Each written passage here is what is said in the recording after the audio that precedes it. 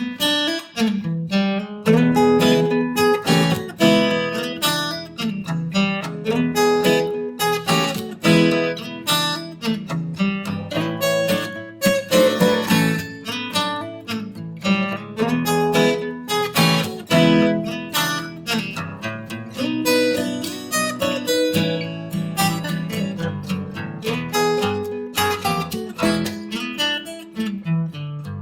to my workroom. This is my little humble abode here. I've been in this workspace, I've got to say, probably 20 years now. And it has evolved and grown over the years. If I were ever to describe myself, and I know some of my workroom friends would agree, I'm very much of a minimalist.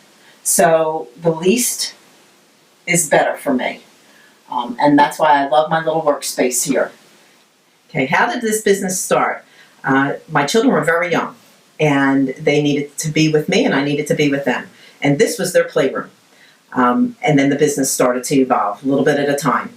So this was originally full of toys and arts and crafts and glitter and paint and goobly gop and window treatments, which was always makes me chuckle, because if only clients knew where their treatments were being fabricated before they got hung up. But I was always very adamant to make sure that I knew that glitter wasn't going to be put on fabric.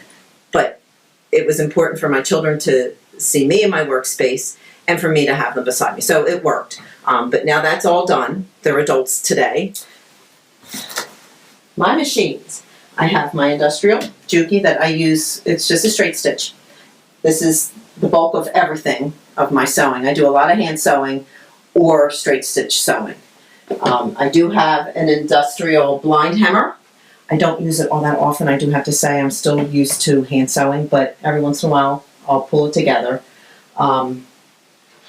This is my serger and my machine that I started on many a year ago. In this little section here is where I pretty much keep all my work orders. I'm pretty basic. My calendar here I mark all the time. If it's a WCAA event, it has a color. If it's a personal event, it has a color, because of course my calendar has to coordinate with the family. So this is just not totally business. This area here is pretty much my bookkeeping space.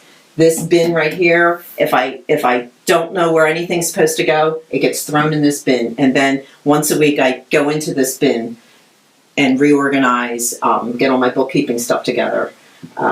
Folders, catalogs, folders for taxing and new client fabrication tips, my timesheets, very important, how long things take. This has been my new fun time.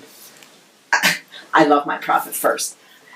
I was introduced to the philosophy of profit first through Michelle Williams. I've been doing this for the past 20 years, and I'm getting to the point where I'm looking at the end, and I wanted to be able to look back and say, this was all worth it, because there is a dollar amount put to this. And that's what intrigued me the most with this. For all these years, I've been working and paying out, bringing in, paying out, not really knowing where anything was going. It was very confusing to me. But when I was introduced to this profit first, I was told that I pay myself. Geez, pay myself. Never paid myself first. And loved it.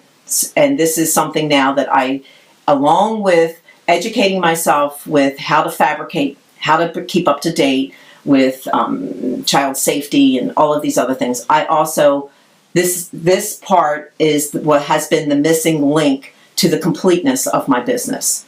That it's not just, I give to all my clients and I give to the best of my ability. Now I want to give to myself, and then also to my children when it is that I retire. I would love, a goal of mine is to be able to turn to them and say, I'm retired and here we go, here's a little gift for you.